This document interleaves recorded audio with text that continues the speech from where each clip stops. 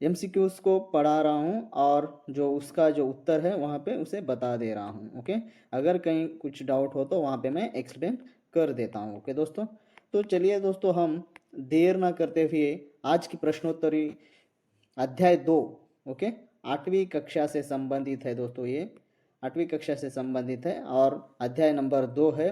अध्याय का नाम है सूर्य से प्राप्त ऊर्जा। ओके, एनर्जी फ्रॉम द सन, उससे संबंधित ये प्रश्नोत्तरी है दोस्तों। शुरू करते चलिए। पहला प्रश्न है, पृथ्वी पर तापमान मुख्य स्रोत क्या है? तापमान का जो मुख्य स्रोत क्या है? तो पृथ्वी का जो तापमान का मुख्य स्रोत जो है दोस्तों वह सूर्य है दोस्तों। ओके, आपको तो पता है दोस्तों हमें एनर्जी कहाँ से मिल रही है, तो वह जो है दोस्तों सन यानी सूर्य से हमें एनर्जी मिल रही है। ओके, ये हो गया इसका पहला जो ये था पहला प्रश्न। आगे बढ़ते हैं दोस्तों, अगला प्रश्न देखिए। सूर्य से प्राप्त ऊर्जा पृथ्वी तक किस रूप में पहुंचती है? तो वह ऊर्जा जो है किस रूप में पहुंचती है? तो वह जो ऊर्जा है दोस्तों विकिरण रूप में पहुंचती है। ओके, विकिरण यानी विकिरण रूप में हमें वो ऊर्जा पृथ्वी पर पहुंचती है। ओके दोस्तों, अगला प्रश्न देखते हैं। आपको पता होगा दोस्तों विकिरण क्या होता है। ओके, आगे बढ़ते हैं। अगला प्रश्न, सूर्य की कौन सी किरणें पृथ्वी तक नहीं पहुंच पाती? तो सूर्य की वह किरणें हैं जो पृथ्वी तक नहीं पहुंच पाती, वह है दोस्तों पराबैंगनी की कुछ हानिकारक किरणें जो है पृथ्वी तक पहुंच नहीं पाती। वो विकिरण जो विकिरण होते हैं, किरण होते हैं, वही पृथ्वी तक पहुंच पाती है, ये किरणें वहां तक पहुंच नहीं पाती। ओके, तो इसका सही उत्तर बी होगा। ओके, चलिए आगे बढ़ते हैं। अगला प्रश्न, ग्रीन हाउस का मुख्य उपयोग क्या है? ग्रीन हाउस का मुख्य उपयोग क्या है दोस्तों? तो ग्रीन हाउस का मुख्य जो उपयोग है वह पौधों के लिए कृत्रिम गर्म वातावरण बनाना ही यानी ग्रीन हाउस का मुख्य उपयोग है। इसका सही उत्तर सी है। चलिए आगे बढ़ते हैं। अगला प्रश्न, पृथ्वी की सतह हर जगह समान रूप से गर्म क्यों नहीं होती? क्यों नहीं होती दोस्तों? इसके भी रीजन है। तो उसका एक रीजन जो है दोस्तों, पृथ्वी की जो वक्र यानी टेढ़ी सतह के कारण, पृथ्वी क्या है दोस्तों टेढ़ी सतह है, यानी टेढ़ी सतह के कारण हमें क्या होता है दोस्तों समान रूप से गर्म नहीं दिखाई, यानी वातावरण उसका गर्म नहीं होता है। ओके, चलिए आगे बढ़ते हैं। अगला प्रश्न देखते हैं। अगला प्रश्न है, भूमध्य रेखा पर सूर्य की किरणें किस कोण में पड़ती है? तो भूमध्य रेखा की सूर्य की किरण जो है दोस्तों वह जो 90 डिग्री कोण में पड़ती है दोस्तों। ओके, ये सूर्य है दोस्तों, ये जो है भूमध्य रेखा है। आपको बता देता हूं दोस्तों, यहाँ पे देखिए दोस्तों, यहाँ पे दिखाया जा रहा है आपको। देखिए ये जो है सूर्य है दोस्तों, यहाँ से क्या हो रहा है भूमि के ऊपर पृथ्वी के ऊपर जो है इसके जो किरणें हैं गिर रहे, तो 90 डिग्री ये जो है दोस्तों भूमध्य रेखा है, तो ये सीधी पड़ती है यानी 90 डिग्री के रूप में पड़ती है। हाँ, 45 डिग्री नहीं। ओके, चलिए आगे बढ़ते हैं दोस्तों।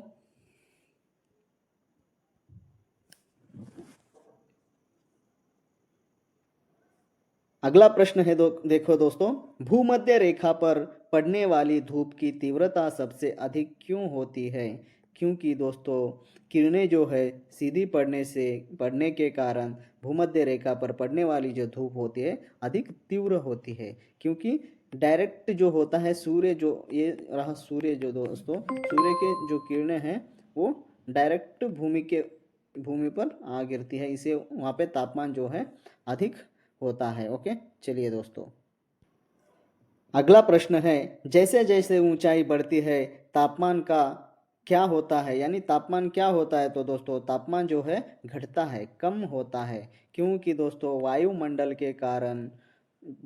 के दबाव के कारण जो तापमान जो है दोस्तों कम होता है। आपको शायद वायुमंडल किसे कहते हैं पता होगा। ओके, फिर भी आपको एक बार बता देता हूँ। देखिए दोस्तों वायुमंडल इसे कहते हैं, देखिए यहाँ पे देखिए शोभा मंडल, ट्रोपोस्फियर, स्ट्रेटोस्फियर, मिसोस्फियर और थर्मोस्फियर, ये जो है दोस्तों ये जो है वायुमंडल है और इसे ओजोन परत कहते हैं, इसे कार्बन रेखा कहते हैं। इसके दबाव के कारण वायुमंडल दबाव के कारण वह घटता है दोस्तों। समझ में आया आपको? यही वायुमंडल है दोस्तों। चलिए आगे बढ़ते, अगला प्रश्न देखते हैं हम। अगला प्रश्न है, सामान्यतः प्रति 1000 मीटर ऊंचाई बढ़ने पर तापमान कितना घटता है? तो तापमान वो जो है दोस्तों 6.4 डिग्री जो है सेल्सियस घट जाता है। अगला प्रश्न देखते हैं, आगे बढ़ते हैं। पर्वतीय क्षेत्रों का तापमान मैदानी क्षेत्रों से कम क्यों होता है? क्योंकि दोस्तों ऊंचाई अधिक होने के कारण पर्वतीय क्षेत्रों का तापमान मैदानी क्षेत्रों से कम होता है। ओके, चलिए आगे बढ़ते हैं, अगला प्रश्न देखते हैं। भूमि को ताप का अच्छा संवाहक क्यों कहा जाता है? ताप का अच्छा संवाहक दोस्तों समझो क्यों कहा जाता है? क्योंकि दोस्तों जल्दी गर्म होती है भूमि और जल्दी ठंड हो जाती है, इसीलिए उसे अच्छा संवाहक कहा जाता है। ओके, संवाहक संवाहक कहा जाता है। चलिए आगे बढ़ते हैं, अगला प्रश्न देखते हैं। जल की तुलना में भूमि का तापमान अधिक बदलता है, क्यों बदलता है? उसका जो कारण है, भूमि जल्दी गर्म और ठंड होती है, इसलिए उसका तापमान अधिक बदलता है। ओके, आगे बढ़ते हैं, अगला प्रश्न देखते हैं। समुद्र के निकट स्थित स्थानों का तापमान कैसा रहता है? समुद्र के जो निकट स्थानों का जो तापमान होता है दोस्तों वह लगभग समान यानी संतुलित होता है। ओके, संतुलित होता है। अगला प्रश्न देखते हैं दोस्तों, आगे बढ़ते हुए। समुद्र के निकट जलवायु को क्या कहते हैं? तो समुद्र के निकट जो जलवायु होता है उसे हम जो है संतुलित जलवायु कहते हैं। ओके, आगे बढ़ते, अगला प्रश्न देखते हैं। हैदराबाद का तापमान अधिक परिवर्तनशील क्यों है? क्योंकि दोस्तों वह जो है समुद्र से दूर होने के कारण अधिक परिवर्तनशील है दोस्तों। ओके, चलिए आगे बढ़ते, अगला प्रश्न देखते हैं।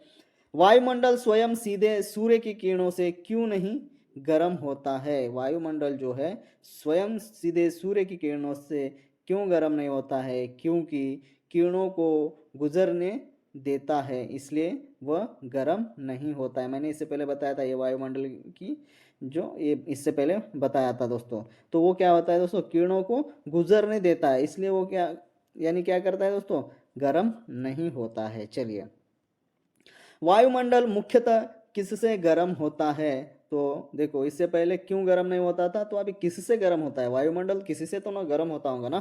तो वह जो है दोस्तों पृथ्वी की सतह से है वह वायु जो मंडल है वो गर्म होता है। तो इसका सही उत्तर जो है बी है। अगला प्रश्न, पृथ्वी से निकलने वाली ऊष्मा को क्या कहते हैं? पृथ्वी से जो निकलने वाली जो ऊष्मा होती है दोस्तों उसे हम विकिरण कहते हैं। ओके, चलिए आगे बढ़ते, अगला प्रश्न देखते हैं। ताप संतुलन का अर्थ है। ताप संतुलन का जो अर्थ है दोस्तों वह ताप का प्राप्त व उत्सर्जन संतुलित होना ही ताप संतुलन का अर्थ है। ओके, इसका सही उत्तर सी होगा दोस्तों। आगे बढ़ते हैं, अगला प्रश्न। यदि पृथ्वी विकिरण न करे तो क्या होगा? तो दोस्तों ताप बढ़ता जाएगा। क्या होगा? ताप बढ़ता जाएगा। ओके, चलिए आगे बढ़ते, अगला प्रश्न। वायुमंडल में कार्बन डाइऑक्साइड बढ़ने से क्या होता है? तो वायुमंडल में कार्बन डाइऑक्साइड बढ़ने से जो होता है वह ताप वृद्धि यानी ग्लोबल वार्मिंग होता है। आजकल हम बहुत सारे लोग ग्लोबल वार्मिंग जो शब्द है बार बार सुनते आ रहे हैं, तो किसके कारण होता है? तो कार्बन डाइऑक्साइड बढ़ने से जो है ग्लोबल वार्मिंग होता है। चलिए आगे बढ़ते हैं, अगला प्रश्न। वैश्विक ताप वृद्धि को क्या कहते हैं? तो वैश्विक ताप वृद्धि को जो है दोस्तों ग्लोबल वार्मिंग कहते हैं। वैश्विक ताप को यानी वैश्विक यानी वर्ल्ड दोस्तों, समझ में आ रहा है ना? ये बात तो आपको समझ में आती है, फिर भी वैश्विक ताप को टेम्परेचर को अदर टेम्परेचर अगर बढ़ेगा तो वो क्या कहते हैं? तो उसे हम ग्लोबल वार्मिंग कहते हैं दोस्तों, ग्लोबल वार्मिंग कहते हैं। ओके, चलिए आगे बढ़ते हैं, अगला प्रश्न देखिए दोस्तों। अधिक बादल वाले दिन अधिक गर्म क्यों नहीं होते? क्योंकि दोस्तों बादल जो है धूप को रोक लेते हैं, इसलिए वह अधिक गर्म नहीं होते हैं। ओके, आगे बढ़ते, अगला प्रश्न देखिए दोस्तों। भूमध्य रेखीय प्रदेश अत्यधिक गर्म क्यों नहीं होते हैं? भूमध्य जो रेखीय प्रदेश होते हैं वह अत्यधिक क्यों गर्म नहीं होते हैं? इसका जो कारण है दोस्तों, बादल और वर्षा अधिक होती है वहाँ पर, इसलिए वहाँ पे अधिक गर्म प्रदेश जो होते हैं दोस्तों वो अधिक गर्म नहीं होते हैं। ओके, अगला प्रश्न, ध्रुवीय प्रदेश ठंडे क्यों होते हैं? ध्रुवीय प्रदेश क्यों ठंडे होते हैं? क्योंकि उसकी जो किरणें, सूर्य की जो किरणें हैं तिरछी पड़ती है, इसलिए वो अधिक ठंडे होते हैं। अगर हम ये सूर्य लिया जाए और अगर ये पृथ्वी ली जाए तो ये रहा हमारा जो ध्रुवीय क्षेत्र है, नॉर्थ पोल और साउथ पोल और नॉर्थ पोल रहा, तो इसकी जो किरणें हैं ऐसे तिरछी पड़ती है, तो वहाँ तक जो है दोस्तों ऊर्जा पहुँच नहीं पाती, इसलिए वहाँ पे जो है दोस्तों अधिक ठंड हमें देखने को मिलता है।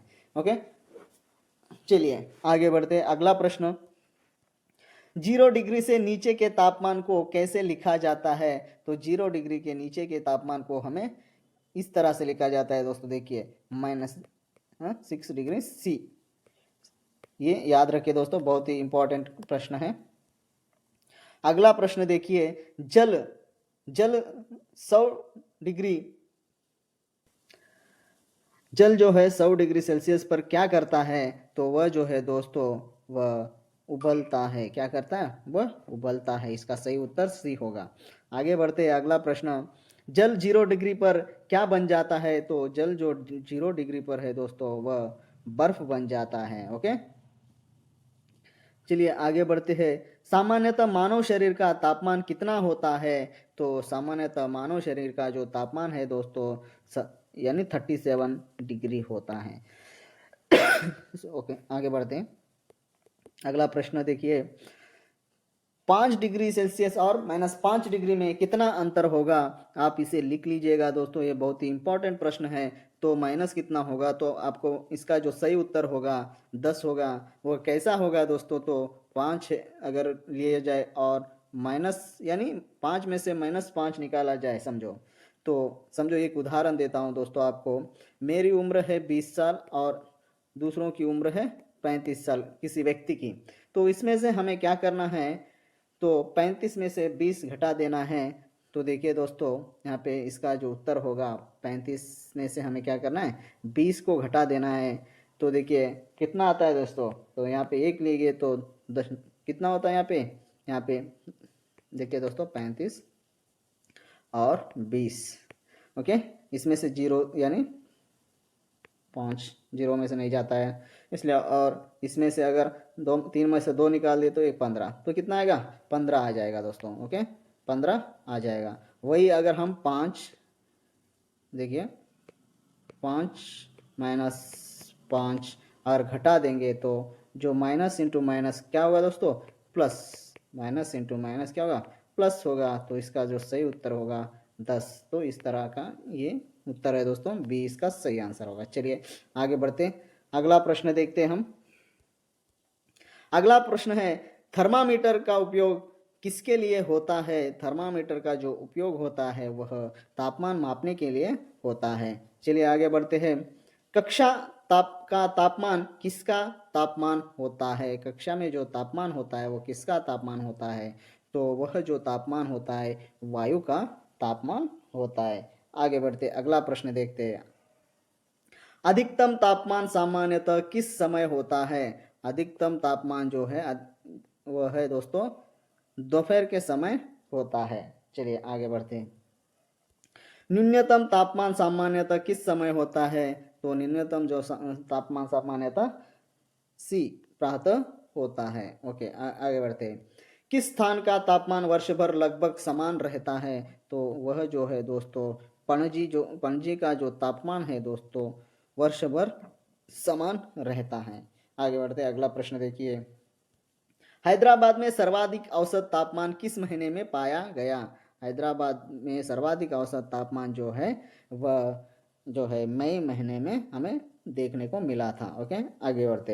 हैदराबाद में न्यूनतम औसत तापमान किस महीने में सबसे कम है? तो वह जो है दोस्तों जनवरी महीने में सबसे कम है। तो इसका सही उत्तर जो होगा ये होगा। चलिए आगे बढ़ते। अगला प्रश्न, पणजी में न्यूनतम तापमान में सबसे कम परिवर्तन क्यों होता है? क्योंकि सबसे कम परिवर्तन इसलिए होता है दोस्तों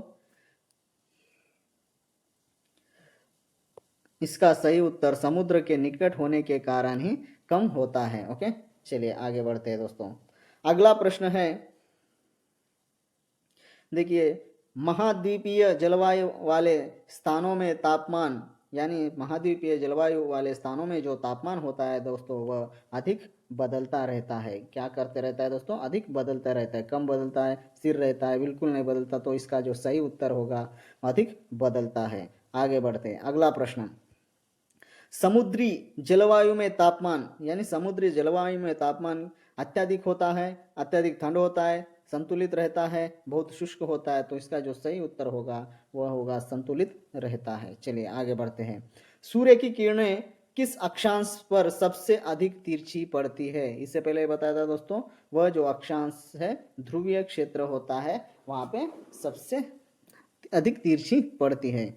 चलिए दोस्तों आगे बढ़ते हैं। अगला प्रश्न, अक्षांश बढ़ने पर तापमान, देखिए दोस्तों, अक्षांश बढ़ने पर तापमान ऑप्शन दिया है, बढ़ता है, घटता है, समान रहता है, अचानक बढ़ता है।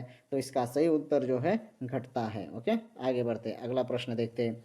दिन और रात के तापमान में अंतर किस कारण होता है? तो दिन और रात के तापमान में अंतर जो है दोस्तों घूर्णन के कारण होता है। घूर्णन के यानी घूमना, पृथ्वी घूमती रहती है ना दोस्तों, के घूमती रहती है, इसलिए उसके कारण वो जो तापमान होता है उसका जो अंतर जो होता है दिन रात का घूर्णन के कारण होता है। चलिए आगे बढ़ते हैं। अगला प्रश्न देखते हैं। ऋतु परिवर्तन किस कारण होता है? तो ऋतु परिवर्तन जो होता है दोस्तों वह पृथ्वी की परिक्रमा के कारण जो है ऋतु परिवर्तन, ऋतु यानी सीजन्स दोस्तों। Okay, seasons. ओके, चलिए आगे बढ़ते हैं। अगला प्रश्न देखते हैं हम, अत्याधिक ठंडे क्षेत्रों में वनस्पति क्यों कम होती है? अत्याधिक अत्याधिक ठंडे क्षेत्रों में जो है वनस्पति क्यों कम होती है? क्योंकि वहाँ पर जो है दोस्तों ताप बहुत कम होने से वहाँ पे वनस्पति जो है कम होती है। चलिए आगे बढ़ते, अगला प्रश्न देखते हैं। किस क्षेत्र में धूप की तीव्रता सबसे कम होती है? तो वह जो है दोस्तों क्षेत्र ध्रुवीय क्षेत्र, वहाँ पे धूप कम होती है क्योंकि वहाँ तक की किरणें तिरछी पड़ती है, इसलिए वहाँ पे कम होती है। अगला प्रश्न, पृथ्वी पर जीवन संभव होने का एक प्रमुख कारण क्या है? तो ये इसका जो प्रमुख कारण है वायुमंडल द्वारा हानिकारक किरणों को रोकना ही पृथ्वी पर जीवन संभव होने का एक प्रमुख कारण है। चलिए आगे बढ़ते हैं। वायुमंडल में धूल धुआं बढ़ने से क्या होता है? तो ये सबको पता है दोस्तों, धूप कम पहुंचेगी। ओके, धूप क्या होती है? कम पहुंचेगी। आगे बढ़ते हैं। अगला प्रश्न, पृथ्वी से लौटने वाली ऊष्मा का कुछ भाग कहाँ चला जाता है? तो वह जो है दोस्तों वायुमंडल में अवशोषित हो जाता है। ओके, अवशोषित हो जाता है। आगे आगे बढ़ते हैं दोस्तों। तापमान को प्रभावित करने वाला प्रमुख प्राकृतिक कारण कौन सा है? तो तापमान को प्रभावित करने वाला प्रमुख प्राकृतिक कारक जो है दोस्तों वह है अक्षांश, जो है प्रमुख कारक है दोस्तों। आगे बढ़ते हैं। अगला प्रश्न, पृथ्वी की सतह पर पहुंचने वाली शुद्ध सूर्य किरणों को क्या कहते हैं? तो शुद्ध सूर्य किरणों को जो हम है दोस्तों धूप कहते हैं। ओके, आगे बढ़ते। अगला प्रश्न, वायुमंडल में पहुंचने से पहले सूर्य की ऊर्जा का एक भाग क्या हो जाता है? तो वायुमंडल में पहुंचने से पहले सूर्य का एक भाग जो है दोस्तों बिखर जाता है या अवशोषित यानी हो जाता है। ओके, इसका जो सही उत्तर होगा सी होगा। चलिए आगे बढ़ते। अत्यधिक ऊंचाई वाले क्षेत्रों में हवा ठंडी क्यों होती है? क्योंकि वहाँ जो है वायु दबाव कम होने के कारण ऊंचाई वाले क्षेत्रों में हवा ठंडी होती है। ओके, आगे बढ़ते हैं। वायुमंडल का कौन सा भाग पृथ्वी की सतह के अधिक निकट गर्म रहता है? तो वह है दोस्तों ऊपरी भाग, मध्य भाग, निचला भाग। तो इसका जो सही उत्तर होगा निचला भाग। चलिए आगे बढ़ते हैं। अगला प्रश्न, भूमध्य रेखीय क्षेत्रों में वर्षा अधिक होने का एक कारण क्या है? तो उसका एक ही कारण है दोस्तों, वह कारण है अधिक ताप व वाष्पीकरण होना ही इसका एक कारण है। चलिए आगे बढ़ते हैं। किस कारण से समुद्र को गर्म और ठंडा होने में अधिक समय लगता है? तो वह जो है दोस्तों जल की ऊष्माधारित अधिक होने से जो है समुद्रों को गर्म और ठंडा होने में अधिक समय लगता है। आगे बढ़ते हैं। अगला प्रश्न, भूमि और जल के तापमान में अंतर का प्रमुख कारण क्या है? तो इसका जो प्रमुख कारण है दोस्तों वह है ऊष्मा ग्रहण करने की क्षमता। इसका सही उत्तर बी होगा दोस्तों। आगे बढ़ते हैं। अगला प्रश्न है, अत्यधिक ठंडे प्रदेशों में कृषि यानी कृषि कम क्यों होती है? तो उसका जो कारण है दोस्तों, यहाँ पे कम तापमान के कारण ही जो है कृषि जो होती है कम होती है ठंडे प्रदेश में। आगे बढ़ते हैं। दिन के समय भूमि शीघ्र गर्म क्यों होती है? तो क्योंकि दोस्तों वो शीघ्र गर्म होने का जो कारण है दोस्तों, वो भूमि यानी ऊष्मा शीघ्र ग्रहण करती है, इसलिए भूमि जो है शीघ्र गर्म होती है। तो इसका जो सही उत्तर होगा बी होगा। आगे बढ़ते, अगला प्रश्न, रात के समय भूमि शीघ्र ठंडी क्यों हो जाती है? तो इसका भी वही उत्तर होगा, भूमि ऊष्मा शीघ्र छोड़ देती है। तो इसका सही उत्तर बी होगा। चलिए दोस्तों आगे बढ़ते हैं। किस स्थान पर दिन रात के तापमान में अधिक अंतर पाया जाता है? तो वह जो स्थान है दोस्तों, वह महाद्वीपीय आंतरिक भाग जो है, वहाँ पे हमें दिन रात के तापमान में अधिक अंतर पाया जाता है। अगला प्रश्न, पृथ्वी पर तापमान वितरण मुख्यतः किस पर निर्भर करता है? तो वह जो है दोस्तों अक्षांश के ऊपर जो है वह निर्भर करता है। तो इसका जो सही उत्तर होगा बी होगा। चलिए आगे बढ़ते हैं। ध्रुवीय क्षेत्रों में सूर्य की किरणें कैसी पड़ती है? इससे पहले ही बताया था दोस्तों मैंने, ध्रुवीय क्षेत्रों में सूर्य की किरणें जो है तिरछी पड़ती है। अगर ये रहा भूमि, अगर ये हो गया तो ये सूर्य समझो, तो यहाँ होगा नॉर्थ पोल और ये होगा साउथ पोल। तो यहाँ पे जो किरणें गिरने वाली होती है, ये जो होती है दोस्तों तिरछी गिरती है, तिरछी आती है। देखो आप तिरछी हो रही है ना, तो इस तिरछे होने से किरणें जो तिरछे होने से वहाँ तक जो है ऊर्जा जो है किरणें जो है नहीं पहुँच पाती, इसलिए यहाँ पे ठंडा अधिक होता है। चलिए आगे बढ़ते हैं। तिरछी किरणों से ताप कम क्यों मिलता है? इससे पहले बताया दोस्तों। तो इसका सही उत्तर जो है बादल अधिक होते हैं। ओके, आगे बढ़ते हैं। ग्रीन हाउस में कांच का उपयोग क्यों किया जाता है? ये बहुत ही इंपॉर्टेंट प्रश्न है दोस्तों, इसको आप याद रख लीजिएगा। तो इसका जो सही उत्तर होगा, ताप अंदर रोकने के लिए जो है हमें जो ग्रीन हाउस में कांच का उपयोग हम अधिक करते हैं। ओके, उपयोग करते हैं। चलिए आगे बढ़ते हैं। पृथ्वी का वायुमंडल जीवन के लिए आवश्यक है, क्यों है? आवश्यक तो है वायुमंडल के लिए, तो क्यों है? तो इसका जो सही उत्तर, हानिकारक किरणों से रक्षा करता है। वायुमंडल जो है वायुमंडल जो इससे पहले मैंने बताया था दोस्तों के, ये वायुमंडल हो गया, तो ये क्या करते हैं दोस्तों, हानिकारक किरणों से हमें रक्षा करते हैं, इसलिए इसका सही उत्तर जो होगा डी होगा। जिन दिनों आकाश में बादल अधिक होते हैं उन दिनों तापमान क्या होता है दोस्तों, कम होता है। इसका सही सबको पता है दोस्तों, कम होता है। तो चलो आगे बढ़ते हैं, आगे बढ़ते हैं। चलिए दोस्तों, अधिकतम तापमान और न्यूनतम तापमान के अंतर को क्या कहते हैं? ये इस तरह के प्रश्न आपको याद रखना है दोस्तों। तो ये जो इसका जो सही उत्तर हो, तापमान विस्तार। ओके, क्यों होता है अंतर, क्यों होता है? क्योंकि वो तापमान विस्तार के कारण जो है अंतर होता है। आगे बढ़ते हैं, अगला प्रश्न देखते हैं। हैदराबाद की तुलना में पणजी में तापमान कम परिवर्तनशील क्यों है? क्योंकि दोस्तों वहाँ पे समुद्र के निकट होने के कारण हैदराबाद की तुलना में पणजी में तापमान जो है परिवर्तनशील है, अधिक परिवर्तनशील है। ओके, सॉरी, कम परिवर्तनशील है। ओके, आगे बढ़ते। तापमान में ऋतु के अनुसार परिवर्तन किसके कारण होता है? तो तापमान में ऋतु के अनुसार परिवर्तन जो है दोस्तों, वह पृथ्वी की परिक्रमण के कारण ही होता है। तो इसका सही उत्तर बी होगा। आगे बढ़ते। शिमला का तापमान दिल्ली की अपेक्षा कम होने का मुख्य कारण क्या है? शिमला का जो है दोस्तों तापमान दिल्ली की अपेक्षा में कम होने का जो कारण है दोस्तों, वह है ऊंचाई। ओके, ऊंचाई के कारण जो है शिमला का तापमान दिल्ली की अपेक्षा में बहुत कम है, यानी शिमला का जो तापमान है वह कम है। ओके, आगे बढ़ते अगला प्रश्न देखिए। अगला प्रश्न, शिमला और दिल्ली के तापमान अंतर की गणना किस आधार पर की जाती है दोस्तों? इससे पहले हमने देखा था प्रश्न को यानी चेंज कर हमने प्रश्न बनाया है। तो इसका जो सही उत्तर होगा बी होगा। आगे बढ़ते हैं, अगला प्रश्न, शिमला का सर्वाधिक औसत तापमान किस महीने में पाया गया?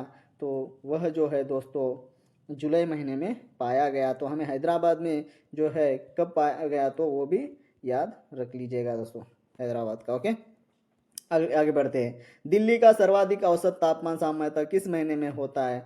तो वह जो है दोस्तों मई महीने में होता है। चलिए आगे बढ़ते हैं। सितंबर में शिमला का औसत अधिकतम तापमान लगभग कितने होता यानी कितना होता है? तो लगभग जो तापमान है सितंबर महीने में शिमला का जो है दोस्तों वह 18 डिग्री सेल्सियस तक होता है। आगे बढ़ते हैं। अगला प्रश्न, तापमान का उल्टाव सामान्यतः कब देखा जाता है? तो इसका जो उल्टाव है हमें सामान्यतः दोस्तों वह हमें शीतकाल की प्रातः मिलता है। शीतकाल पता है ना दोस्तों, ठंडी के दिनों में हमें देखने को मिलता है। ओके, विंटर, विंटर कहते हैं उसे। ओके, चलिए आगे बढ़ते हैं। अगला प्रश्न, तापमान उल्टाव की स्थिति में क्या होता है? तो तापमान के उल्टाव की स्थिति में जो है दोस्तों वह धरातल पर ताप कम होता है। ओके, तो इसका सही उत्तर सी होगा। चलिए आगे बढ़ते हैं। उल्टाव की स्थिति में रातें कैसी होती है? तो उल्टाव की स्थिति में जो रातें होती है बहुत लंबी होती है दोस्तों। वो क्या होती है? बहुत लंबी होती है। ठंडी के दिनों में जो रात होती है बहुत लंबी होती है। आगे बढ़ते हैं दोस्तों। अगला प्रश्न, भूमध्य रेखा के निकट स्थित क्षेत्रों में तापमान कैसे रहता है? तो तापमान जो है वहाँ पे वर्ष भर लगभग समान रहता है भूमध्य रेखा के निकट दोस्तों। ये पृथ्वी रहे तो ये भूमध्य रेखा है दोस्तों, ये क्या है? सूर्य है। तो क्या होता है दोस्तों यहाँ पे अधिक क्षेत्रों में तापमान कैसा होता है? वर्ष भर लगभग समान ही रहेगा। यहाँ से सीधी जो किरणें हैं ये पृथ्वी पर गिर रही तो ये समान ही रहेगी यहाँ पे। ओके, आगे बढ़ते हैं। अगला प्रश्न, भूमध्य रेखा से दूर जाने पर तापमान में क्या परिवर्तन होता है? तो तापमान में जो है दोस्तों परिवर्तन घटता है। ओके, ये सही उत्तर है, आप सभी को आता होगा। हाँ, ये प्रश्न याद रख लीजिएगा दोस्तों। इंडोनेशिया किस प्रकार का प्रदेश है? इंडोनेशिया जो है किस प्रकार का प्रदेश है? तो इंडोनेशिया जो है भूमध्य रेखीय प्रदेश है। ओके, चलिए। सिंगापुर का वार्षिक औसत तापमान लगभग कितना होता है? सिंगापुर का जो वार्षिक औसत होता है यानी साल में, यानी ईयर में, 1 ईयर में कितना होता है औसत, उसका जो एवरेज होता है वह कितना होता है? तो उसका एवरेज जो है 27.8 डिग्री सेल्सियस होता है। चलिए आगे बढ़ते हैं। शंघाई का वार्षिक औसत तापमान कितना होता है? तो उसका जो वार्षिक औसत तापमान जो होता है दोस्तों 15.3 डिग्री सेल्सियस होता है। ओके, आगे बढ़ते हैं। अगला प्रश्न देखते हैं दोस्तों। अगला प्रश्न है, वाल्दी ओस्टॉक का वार्षिक औसत तापमान कितना है? तो इसका जो सही उत्तर होगा दोस्तों 3.9 डिग्री सेल्सियस। आगे बढ़ते हैं। अगला प्रश्न, तीनों में सबसे ठंडा स्थान कौन सा है? तीनों में यानी इससे पहले हमने 3 देखे थे दोस्तों, उसमें सबसे ठंडा स्थान किसका है? तो वह जो है दोस्तों सी वाल्दी ओस्टॉक का जो है सबसे ठंडा, वह जो है सबसे ठंडा स्थान है। शिमला के तापमान ग्राफ में न्यूनतम तापमान सबसे कम किस महीने में होता है? तो जनवरी महीने में। इसका सही उत्तर ये होगा दोस्तों। आगे बढ़ते हैं। दिल्ली में दिन रात के तापमान में अंतर सबसे अधिक किस मौसम में होता है? तो दिल्ली में जो है तापमान जो अंतर जो है दोस्तों दिन रात का, वह जो है दोस्तों ग्रीष्मकाल के कारण, यानी दिल्ली में दिन रात के तापमान में अंतर अधिक मौसम में होता है। ओके, ग्रीष्मकाल में। ओके, आगे बढ़ते हैं। ग्राफ में नीली रेखा क्या दर्शाती है? जो ग्राफ होता है उसके अंतर्गत नीली रेखा क्या दर्शाता है? तो नीली रेखा जो है अधिकतम तापमान को दर्शाता है। याद रख लीजिएगा दोस्तों इस तरह के प्रश्नों को आप। आगे बढ़ते हैं। अगला प्रश्न देखते हैं हम। अगला प्रश्न है, लाल रेखा क्या दर्शाती है? तो लाल रेखा जो है दोस्तों वह न्यूनतम तापमान दर्शाती है। इन्हें याद रख लीजिएगा दोस्तों। ओके, तापमान का मानचित्र किस जानकारी में सहायक होता है? तो तापमान का जो मानचित्र है दोस्तों हमें तापमान वितरण में सहायक होता है। इसका सही उत्तर सी होगा। आगे बढ़ते हैं। अगला प्रश्न, जनवरी में भारत का सबसे अधिक औसत तापमान किस भाग में होता है? तो भारत में सबसे अधिक औसत तापमान जो है दोस्तों वह दक्षिण भारत में होता है। दक्षिण भारत आपको पता होगा दोस्तों, आंध्र प्रदेश, तेलंगाना, तमिलनाडु, केरला। ओके, ये जो है दोस्तों ये दक्षिण भारत के क्षेत्र है। ओके, आगे बढ़ते हैं। अगला प्रश्न, जनवरी में 23 डिग्री सेल्सियस से अधिक औसत तापमान भारत में क्यों नहीं मिलता? वो भी उसका कारण जो है दोस्तों वह शीतकाल होने के कारण हमें यहाँ पे अधिक देखने को नहीं मिलता। देखिए दोस्तों, अगले जो प्रश्न है सूर्यास्त और सूर्योदय से संबंधित प्रश्न है। आगे बढ़ते हैं। 10 जनवरी को हैदराबाद में सूर्योदय का समय क्या है? तो 10 जनवरी को हैदराबाद में सूर्योदय का जो समय होता है वह है दोस्तों 6:49 जो है उसका समय है सूर्योदय का। जनवरी को आगरा में सूर्योदय कब होता है? 10 जनवरी को आगरा में सूर्योदय कब होता है? तो वह जो है दोस्तों 7:09 जो है इसका सही उत्तर है। ओके, आगे बढ़ते हैं। अगला प्रश्न, सबसे पहले सूर्योदय किस शहर में होता है? तो आप सभी को पता है कि नहीं, कि पता नहीं, मगर यहाँ पे तो ऑप्शन में आगरा, हैदराबाद, मुंबई, नागपुर दिया हुआ है। तो इसका जो सही उत्तर होगा दोस्तों मुंबई होगा। सबसे पहले सूर्योदय किस शहर में होता है? तो मुंबई। दोस्तों ये मुझे डाउटफुल लग रहा है, मैं ही गड़बड़ी हुई ऐसा लग रहा है, एक बार इसे रीचेक कीजिए दोस्तों। ओके, रीचेक कर लीजिएगा। आगे बढ़ते हैं। अगला प्रश्न, सबसे अंतिम सूर्यास्त किस शहर में होता है? तो सबसे अंतिम सूर्यास्त जो होता है दोस्तों वह है दोस्तों आगरा में सबसे अंतिम सूर्यास्त होता है। दिन की अवधि का अर्थ है, दिन की अवधि का जो अर्थ है दोस्तों वह जो है सूर्योदय से सूर्यास्त को हम क्या कहते हैं? दिन कहते हैं। तो इसका सही उत्तर जो होगा सी होगा। आगे बढ़ते हैं। अगला प्रश्न, उत्तर भारत में शीतकाल में दिन की अवधि कैसी होती है? तो दिन की अवधि जो होती है दोस्तों वह छोटी होती है। ओके, अधिकतम तापमान क्या दर्शाता है? तो जो अधिकतम तापमान है जो दोस्तों वह हमें दिन का सबसे अधिक ताप दर्शाता है। दोस्तों यह थे हमारे आज के जो 100 MCQs हमने आज देखे हैं, और इसके बाद हम अगला जो वीडियो होगा वह 8वीं कक्षा से संबंधित अध्याय 3 से संबंधित बनाएंगे। दोस्तों अगर आपको PDF चाहिएगा तो टेलीग्राम पर जाके ज्वाइन हो जाएगा, आपको फ्री में वहाँ पे PDF मिल जाएगी। ओके, धन्यवाद दोस्तों, ऐसे ही पढ़ते रहेगा और हमारे चैनल से जुड़ते रहेगा। ओके, धन्यवाद दोस्तों।